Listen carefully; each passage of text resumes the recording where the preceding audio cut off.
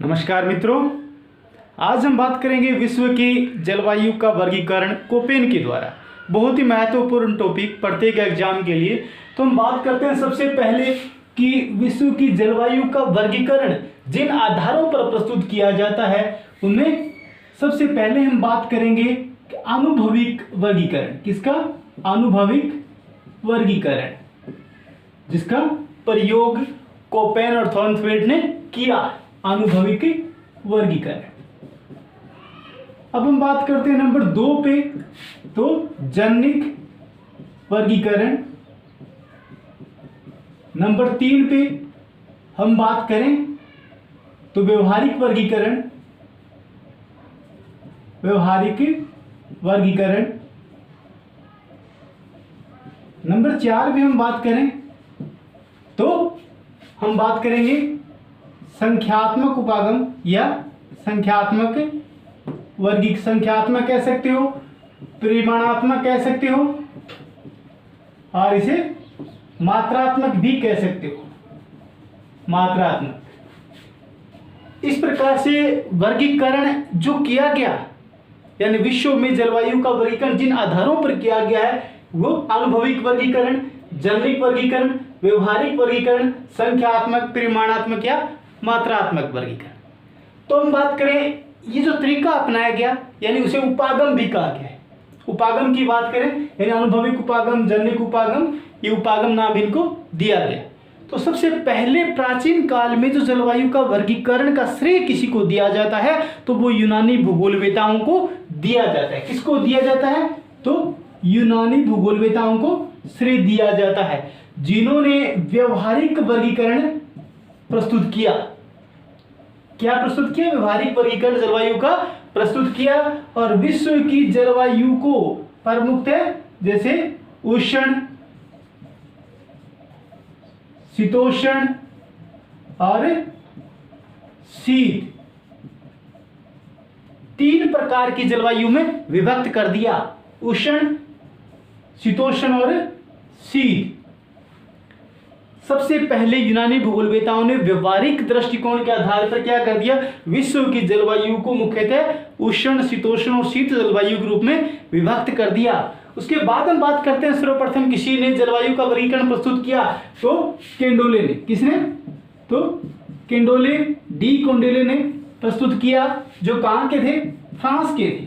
फ्रांसीसी भूगोलवेता, जिन्होंने कब? 1874 ईस्वी में जलवायु का वर्गीकरण प्रस्तुत किया और विश्व की जलवायु को 5 मंडलों में बांट दिया। क्या कर दिया? विश्व की जलवायु को 5 मंडलों में बांट दिया। 5 मंडलों में बात करें तो विषुवत रेखा के पास सबसे पहले हम बात करेंगे कि विषुवत रेखा के पास मेगाथर्मल, उससे ऊपर की ओर विषुवत रेखा से लेकर के ध्रुवों तक उन्होंने 5 मंडलों में बांटा। सबसे पहले मेगाथर्मल, नंबर 2 पे जीरोफाइट्स मंडल, नंबर 3 की हम बात करें तो मेसोथर्मल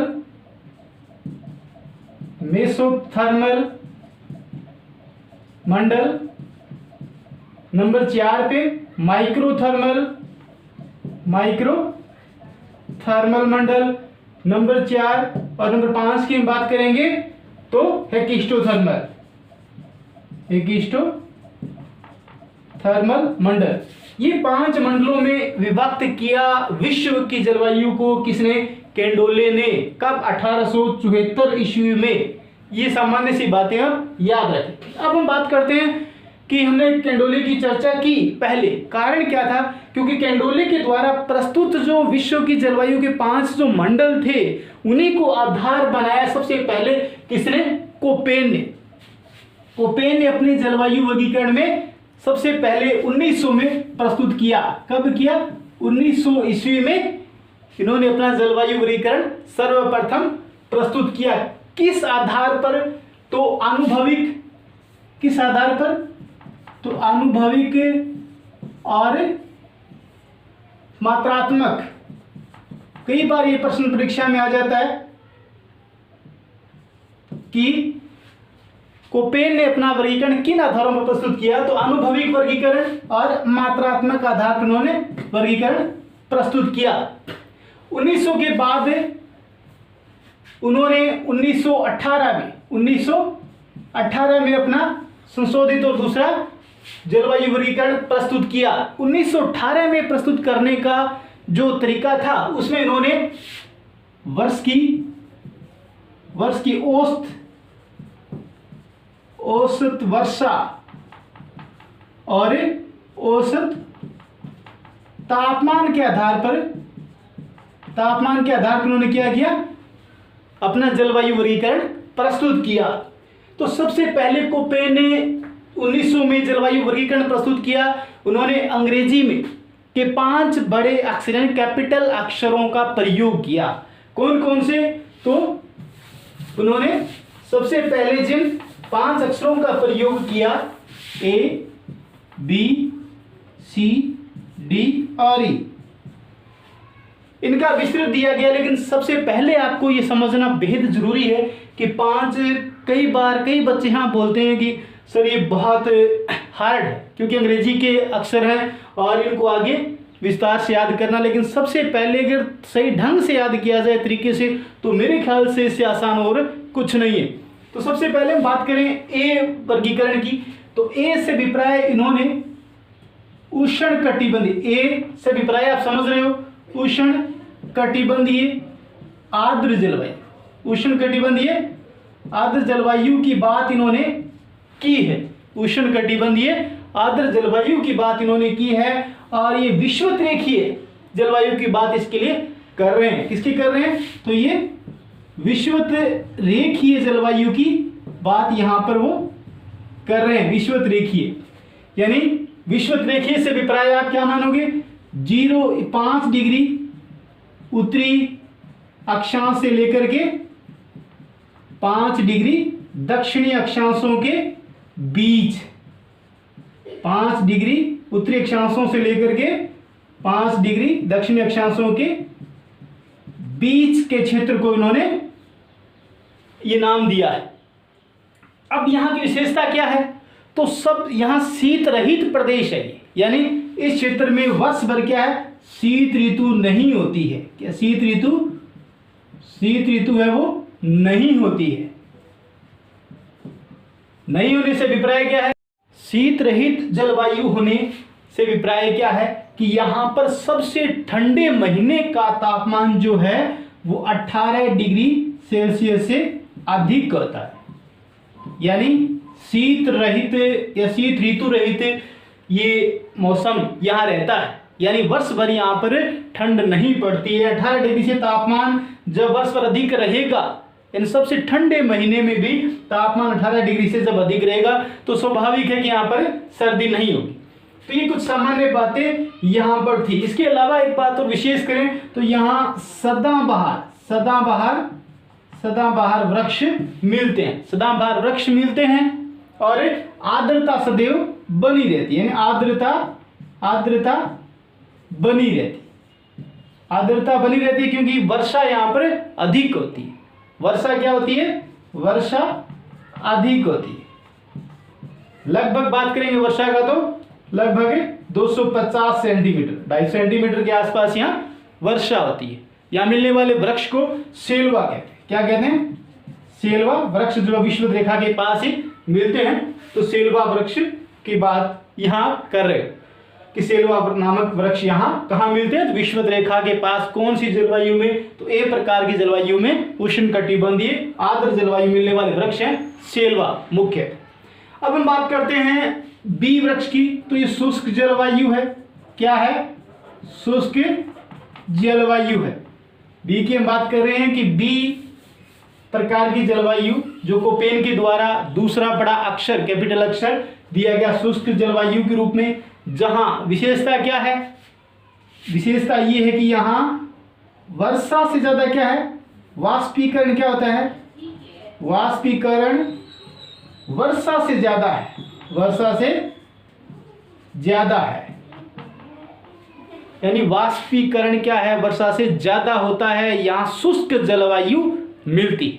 जलवायु कैसी मिलती है, तो यहाँ शुष्क जलवायु मिलती है। तापमान वर्ष भर क्या रहता है, ऊंचा रहता है। तापमान क्या रहेगा, तो ऊंचा रहेगा तापमान।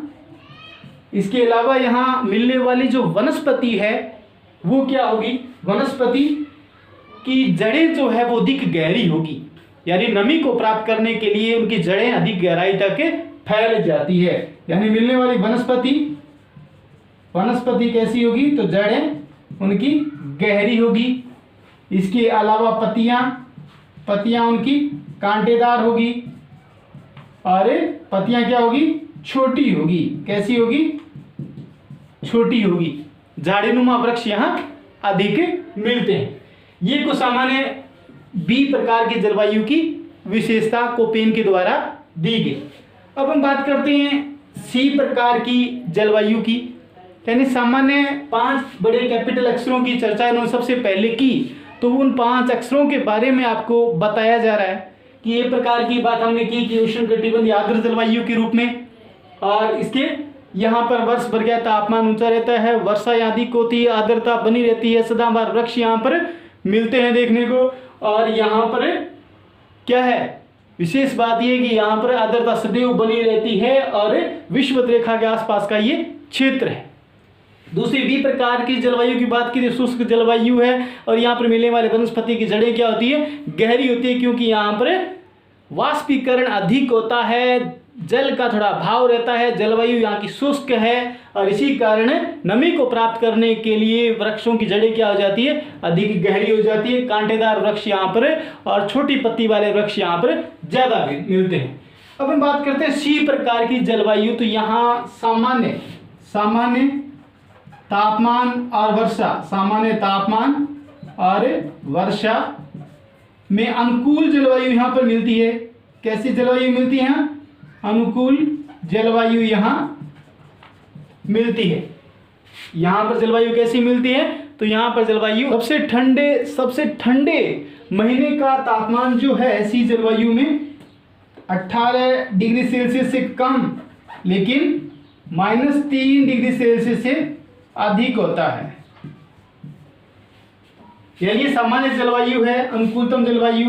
और यहाँ गर्म महीने की बात करेंगे तो यहाँ 22 डिग्री सेल्सियस तापमान यहाँ पर गर्म महीने में तापमान मिल जाता है। इसके अलावा हम बात करेंगे डी जलवायु के बारे में, जहाँ तापमान कम मिलता है। तापमान क्या मिलता है, कम मिलता है। तो यहाँ सबसे ठंडे महीने की बात करेंगे तो यहाँ पर 0 डिग्री से कम औसत रहता है, 0 डिग्री से कम औसत रहता है। और सबसे ठंडे महीने की बात की, सबसे गर्म महीने की बात करेंगे तो यहाँ पर 10 डिग्री से अधिक, लेकिन 21 डिग्री सेल्सियस से कम तापमान यहाँ ठंडे महीने में मिलता है। तो यहाँ के बाद हम बात करेंगे ई प्रकार की जलवायु, जो कि टुंड्रा प्रकार की जलवायु, जहाँ सदैव बर्फ जमी रहती है। यानी ई प्रकार की जलवायु क्या है, सदैव बर्फ जमी रहती है। तो यहाँ वनस्पति का अभाव रहता है। औसत तापमान की बात करेंगे वर्ष भर तो 0 डिग्री सेल्सियस से ऊपर नहीं उठता है। यानी औसत तापमान की बात करेंगे तो 0 डिग्री से कम ही रहता है। एक वर्ष में 10 माह तक क्या है, यहाँ पर 10 माह तक धरातल है वो बर्फ से ढका रहता है। यहाँ मिलने वाली सामान्य जो वनस्पति है, लाइकेन की आप बात करोगे, शैवाल, कवक के, यानी बिना पत्तियों के जो वनस्पति होती है वो यहाँ पर सामान्यतः लाइकेन आदि मिलते हैं। तो ये कुछ सामान्य बातें हमने इसके लिए की कि ये प्रकार की जलवायु के रूप में उष्णकटिबंध से अभिप्राय हमने बात की कि यहाँ वर्ष भर वर्षा भी होती है, आर्द्रता बनी रहती है और यहाँ तापमान उच्च रहता है और ये विषुवत रेखा के पास की है। ई लास्ट की हमने बात की कि टुंड्रा जलवायु जो ध्रुवों की ओर है और यहाँ पर क्या है, सदैव बर्फ जमी रहती है। यहाँ तापमान अधिक होता है, यहाँ बर्फ जमी रहती है। डी जलवायु की हमने बात की कि यहाँ वर्षा क्या है, वर्षा यहाँ वर्ष भर होती रहती है। औसत वर्षा लगभग 75 सेंटीमीटर के आसपास यहाँ पर होती है, लेकिन यहाँ पर क्या है, ठंड अधिक पड़ती है। यानी शीत ऋतु यहाँ पर अधिक सक्रिय रहती है और इसी कारण यहाँ पर तापमान भी क्या रहता है, थोड़ा कम रहता है। सी प्रकार की मध्यम अक्षांशों के लिए यहाँ बताएगी तो ये सामान्य अनुकूलतम जलवायु की बात यहाँ की गई, और यहाँ मिलने वाले पौधे भी कहीं ना कहीं सामान्य तापमान और सामान्य वर्षा इनको यहाँ मिलते हैं। बी प्रकार की जलवायु की बात की तो यहाँ शुष्क जलवायु से अभिप्राय में बात की, यहाँ जलवायु शुष्क है जिनके पौधों की जड़ें अधिक गहरी होती है। और ए प्रकार की हमने बात की थी कि उष्णकटिबंधीय या आर्द्र जलवायु मिलती है। इस प्रकार ये सामान्य बातें हमने बात की। अब हम बात करेंगे विस्तार से। जैसे सबसे पहले हमने ए प्रकार की जलवायु की बात की कि ए प्रकार की जलवायु को भी उन्होंने 4 प्रकार में विभाजित कर दिया। वर्गीकरण के 4 जो भाग बताए हैं, 4 कोपे ने जो भाग बताए हैं, ए एफ के रूप में, ए डब्ल्यू के रूप में, ए एम के रूप में, आर ए एस के रूप में, जिन 4 प्रकारों का वर्णन करें उससे पहले हमें एक बार फिर थोड़ा सा ध्यान कर ले कि कोपे ने सबसे पहले 1900 में अपना जलवायु वर्गीकरण प्रस्तुत किया था। उसके बाद 1918 में, 1918 के बाद 1931 में, 1931 के बाद 1936 में, और अंतिम जो कि एक मिश्रित रूप में जो प्रकाशित हुआ वो 1953 में, जो कि कोपेन गीगर पोल के नाम से जाना जाता है। तो सबसे पहले हम बात कर रहे हैं एएफ जलवायु के रूप में कि कोपेन के द्वारा जलवायु वर्गीकरण जो कि विश्वत्रेखीय जलवायु के बारे में जो बताया था उसमें उन्होंने कुछ भिन्नताएं देखी, और उन भिन्नताओं के आधार पर उन्होंने इन्हें और बारीकी से बताना उचित समझा, और इसीलिए उन्होंने 4 प्रकारों में विभक्त कर दिया। तो सबसे पहले उन्होंने एएफ प्रकार की जलवायु बताया, यानी उष्ण कटिबंधीय आर्द्र जलवायु की हम बात कर रहे हैं, आर्द्र जलवायु की हम बात कर रहे हैं। तो एएफ जलवायु में यहाँ वर्षा जो है वो 250 सेंटीमीटर मिलती है वार्षिक। तापमान यहाँ पर 27 डिग्री सेल्सियस रहता है। तापांतर की बात करें, तापांतर जो कि 5 डिग्री से कम होता है, वार्षिक तापांतर है वो एएफ जलवायु में 5 डिग्री सेल्सियस से कम रहता है। जबकि दैनिक तापांतर की बात करेंगे तो ये 12 डिग्री सेल्सियस से कम रहता है।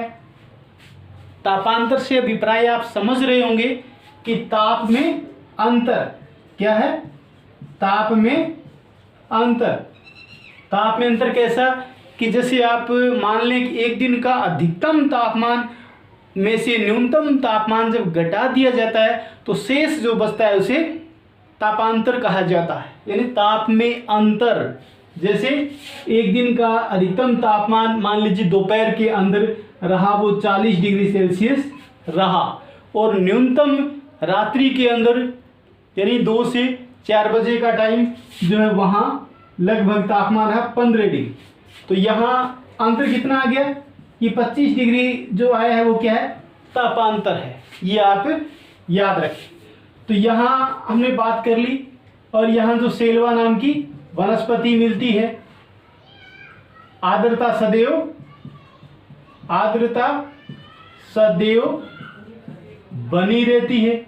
ये कुछ विशेष बातें यहाँ देखने को मिलती है एएफ प्रकार की जलवायु में, जो कि विषुवत रेखा के सबसे ज़्यादा निकट की जलवायु के रूप में बताया गया। एएफ की बात आती है, एएफ के बाद आता है एडब्ल्यू के बारे में। तो यहाँ तापमान अधिक हो जाता है, तापमान यहाँ क्या हो जाता है, 32 डिग्री सेल्सियस तापमान मिलने लग जाता है। तापमान कितना हो जाता है, तो 32 डिग्री सेल्सियस तक तापमान पहुंच जाता है। एएफ जलवायु से यहाँ पर तापमान कितना हो जाता है, 5 डिग्री लगभग औसत रूप में अधिक हो जाता है। वार्षिक तापमान की बात करेंगे तो वार्षिक तापमान 32 डिग्री तक पहुंच जाता है।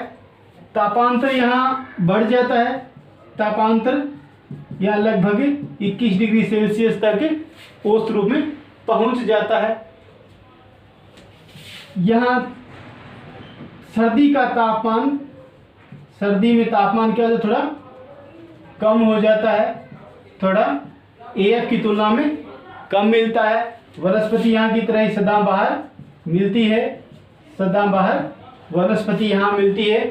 आर्द्रता भी बनी रहती है, यानी कुछ अंतर के कारण इनमें विभाजन किया गया है। AM प्रकार की बात करेंगे तो यहाँ मानसूनी जलवायु, जैसे W से अभिप्राय मरुस्थल से है, शुष्कता से थोड़ा लिया जाता है, उसी प्रकार M से मानसून। तो मानसून प्रकार की जलवायु यहाँ थोड़ी मात्रा में क्या है, एक छोटी क्या होती है, शीत ऋतु होती है, छोटी एक शीत ऋतु होती है। यानी इस प्रकार की जलवायु में छोटी एक शीत ऋतु होती है। यानी मानसूनी प्रकार की जलवायु है तो यहाँ वर्षा अधिक होती है, लेकिन एक समय शुष्कता भी रहती है।